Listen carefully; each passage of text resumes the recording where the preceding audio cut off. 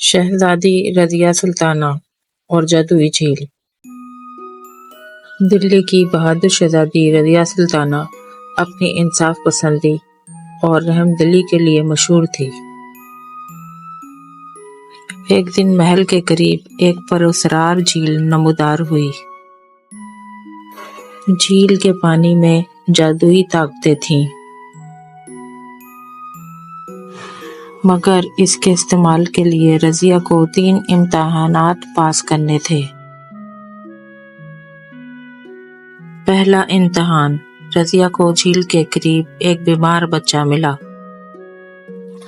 رضیہ نے اپنی محبت اور شفقت سے اس کی دیکھ بھال کی اور اسے صحت یاب کیا۔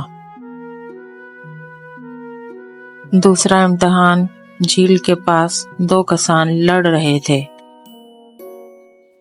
رضیہ نے اپنی حکمت سے ان کے مسئلے کو بغیر تشدد کے حل کیا۔ تیسرا امتحان، رضیہ کو جھیل کے پانی سے ایک پھول حاصل کرنا تھا، جو صرف قربانی سے ملتا تھا۔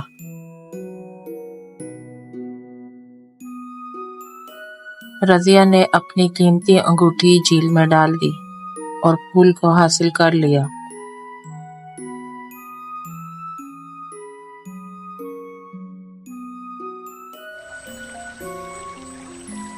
جادوئی جھیل نے رضیہ کو اپنی طاقت عطا کی۔